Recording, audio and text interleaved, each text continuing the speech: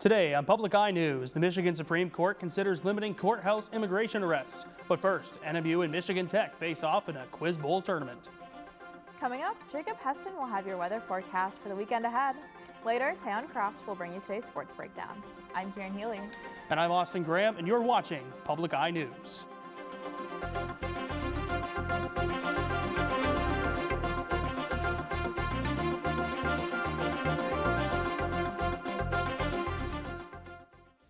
The NMU and Michigan Tech Quiz Bowl teams are set to clash for the coveted Superior Cup. The two Upper Peninsula rivals will meet for the final time in 2025 tomorrow during a round-robin style tournament in Alberta, Michigan. Both schools will send 3 sets of teams listed as A, B, and C, with each team playing each other at least one time. The contest will begin tomorrow morning at 9:30 at the Ford Center, with the final game set to take place sometime in the afternoon. The Superior Cup will be awarded to the team with the most wins on the day, as the defending champions in NMU will look to retain their title. As for Michigan Tech, the Huskies are looking to capture their first Superior Cup since last autumn. The two schools have used their brainpower to clash over the coveted prize since 2015. And the state of Michigan is inviting educational partners to apply for mini grants related to STEM learning opportunities. The MySTEM network is offering up to $50,000 in mini grants aimed at encouraging educators in schools throughout the state to design unique learning experiences. This initiative is part of the network's 3P STEM program, which focuses on project, problem, and place-based learning. Organizations in the state have until Friday, January 9th, 2026 to apply for the grants. An informational webinar will be held on Thursday, December 18th at 4:30 p.m. To register for the webinar and to see if your organization is eligible to apply, you can visit mi.gov/mystem. With winter soon to be in full swing, veterans are being reminded of emergency assistance grants for support with expenses such as home repairs, utility bills, and rent and mortgage assistance. This funding is being provided by the Michigan Veterans Trust Fund, which has a pool of $75 million available for veterans. In the case of unforeseen financial emergency, veterans are eligible to apply for assistance through their county's Veterans Services Office. Applications are reviewed by fellow veterans appointed by the Trust Fund Board. While the emergency grants are for applicants who are expected to cover future expenses on their own, free financial counseling is also available for veterans through the Veterans Trust Fund. To learn more about the program, veterans and their loved ones can call 1-800-MISH-VET. And some veterans are being targeted in a scam that uses postcards to falsely claim that they could receive additional benefits. These illegitimate postcards say that veterans must call a phone number, which is run by scammers, in order to steal information. Anyone who receives suspicious mail should take care to verify its contents and origin before providing confidential information, such as their social security number or bank information. Veterans who receive these postcards or similar mail about their veteran benefits can reach out to their veteran service officer or the Michigan Veterans Affairs Agency to confirm whether it is a scam mail or a genuine letter. If you or someone you know has been a victim of a scam, you can file a complaint by reaching out to the Attorney General's Consumer Protection Team. And one day before the January 6th attack on the Capitol, authorities say someone left pipe bombs near the headquarters for the Democratic and Republican parties in D.C. After a nearly 5-year search, the FBI says they have someone in custody. CBS's Jared Hill has the latest. It's surveillance video that's puzzled investigators for years, now yielding answers, according to the FBI, about the suspect who placed pipe bombs outside the Capitol Hill headquarters of the DNC and RNC on January 5th, 2021. We know that this defendant was living just miles away from here in Virginia. Today, 30-year-old Brian Cole Jr. is in custody after police swarmed this Virginia cul-de-sac about 45 minutes south of Washington, D.C. Thursday. An FBI affidavit alleges purchase records show Cole bought components of the bombs, batteries, steel wool, and a kitchen-style timer in 2019 and 2020. Fortunately, these bombs did not explode, although they certainly could have. Justice Department court filings say forensic evidence shows Cole's cell phone was in the Capitol Hill area at the time the bombs were placed, and that he was in the same neighborhood just weeks earlier. Despite a $500,000 reward and years of soliciting tips, the Justice Department said there was no new evidence that broke the case, but a deeper look at what they already had. Re-examined every piece of evidence, sifted through all the data, Law enforcement officials previously said that although the bombs were placed the night before, they were only discovered at about 12:45 p.m. on January 6th, just as a mob was storming the U.S. Capitol. The DOJ has not said whether Cole had any connection to that event. Jared Hill, CBS News. After this break, we'll have your statewide and regional news and your weather forecast. Stay right there. Tonight on the American Revolution, the shock of treason. He was the last person Washington ever thought would have betrayed him. The South explodes in battle. It's sometimes brother against brother. It's an ugly conflict. And a new nation rises. With what soldiers in the world could one do what was done by these men? Don't miss the conclusion of the American Revolution. Tonight at 8, 7 Central. Welcome back to Public Eye News. My name is Jacob Heston with the final weather report of the year. Let's take a look at our campus cam to begin. We've got some shoveled sidewalks and a lot of snow that doesn't look like it's going anywhere, kind of like Jared Goff when he rolls out of the pocket. Now let's take a look at our map over here. We've got 20 degrees in Houghton with a little bit of wind. Similar temperatures going down to Ironwood and Iron Mountain. We got 19, 20, a little bit of snow coming in there as well. Finally, in Menominee at the bottom, we've got 19 degrees, a little bit of clouds. As we make our way over to this side of the map, we've got Escanaba, Manistee, and Sault Ste. Marie all sitting at 19 degrees with a little bit of clouds.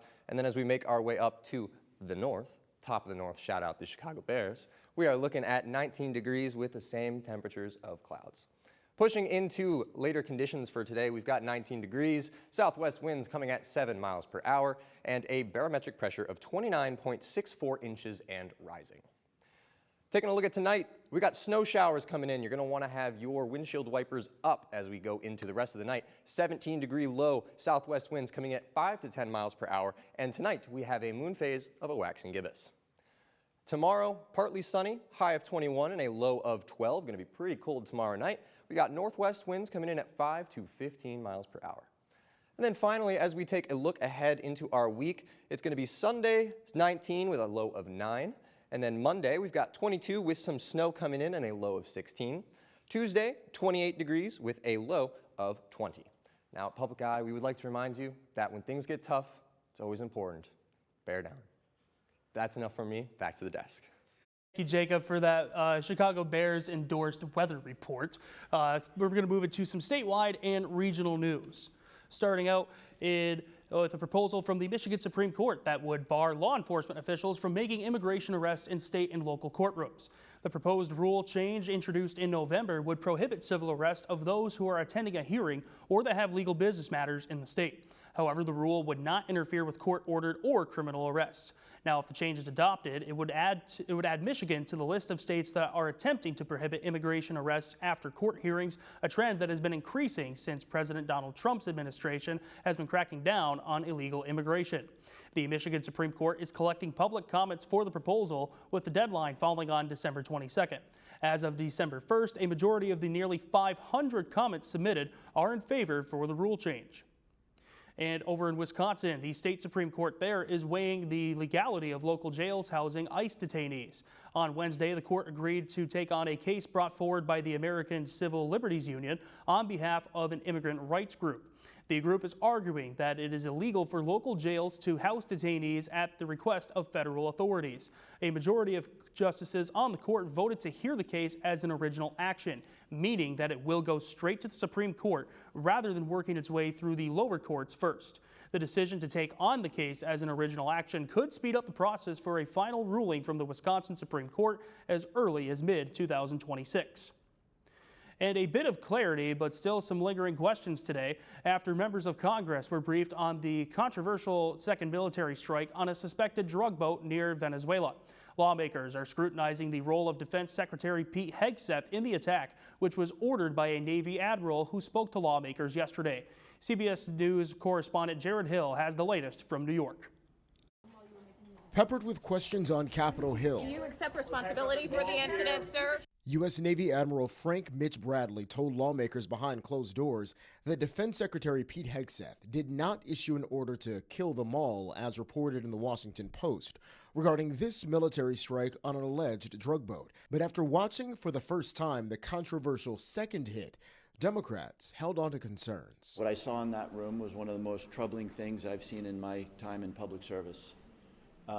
You have two individuals in clear distress, without any means of locomotion, with a destroyed vessel, who were killed by the United States. Two survivors shipwrecked after the first strike were killed in the second, prompting questions about whether that attack was legal. Some Republicans argue it was justified. I saw two survivors trying to flip a boat loaded with drugs bound for the United States back over so they could stay in the fight. And potentially, given all the context we heard, of other narco-terrorist boats in the area coming to their aid. Amid growing questions surrounding the mission and Hegseth's role in it, earlier this week, the defense secretary said he witnessed the first strike but left the room before the second one. Admiral Bradley made the correct decision to ultimately sink the boat and eliminate the threat. Democrats are now pushing for Admiral Bradley to testify publicly. Jared Hill, CBS News. After this short break, Tayan will be back with your sports report. Stay tuned. Coming up this week on High School Bowl, we take advantage of a geographic quirk as two Marquette County teams take on two Houghton County teams. In our first matchup, Republic Michigami returns to go up against Dollar Bay. Hi, I'm Jim Koski, and then in our second geographic matchup, Negaunee takes on Houghton. That's coming up this week on High School Bowl.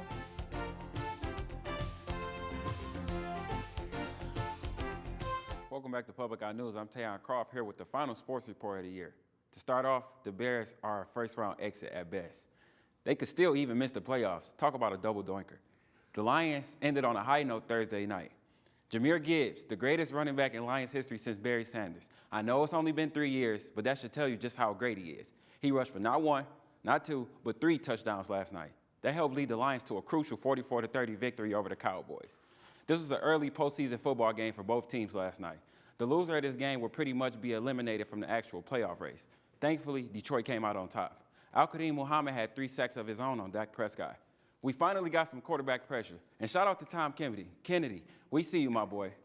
Swinging it over to the hardwood. Northern Michigan's Cal Klesman was a flamethrower last night. The men's basketball team down Parkside 82-78 behind a career-high 30 points from Klesman. I'm not kidding when I say he went 6 for 10 from the 3 and didn't miss a single free throw, including 2 huge ones at the end of the game to put away the Rangers.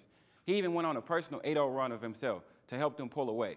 Dylan Kuehl contributed to the victory as well, putting up 18 points, a career-high 7 assists, and snagging 7 boards as well. Charlie Miller and Trevor Polite both scored in double figures. A true all-around performance by the Cats. They're now 5-1 on the season and will continue GLIAC play against Roosevelt this Saturday. It's been an honor doing sports at Public Eye News. Sending it back to the desk.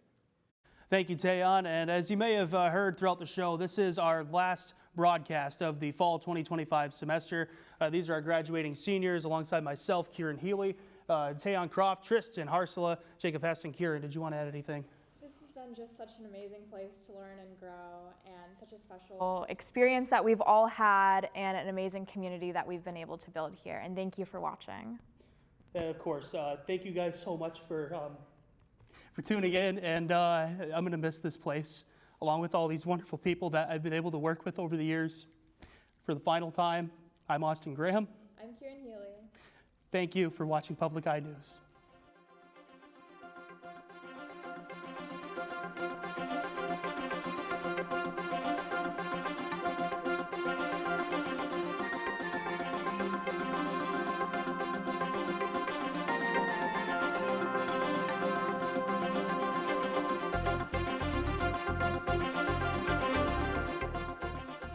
The preceding program was produced by WNMU-TV, Northern Michigan University Public Television, in studios located in Elizabeth and Edgar Hardin Hall.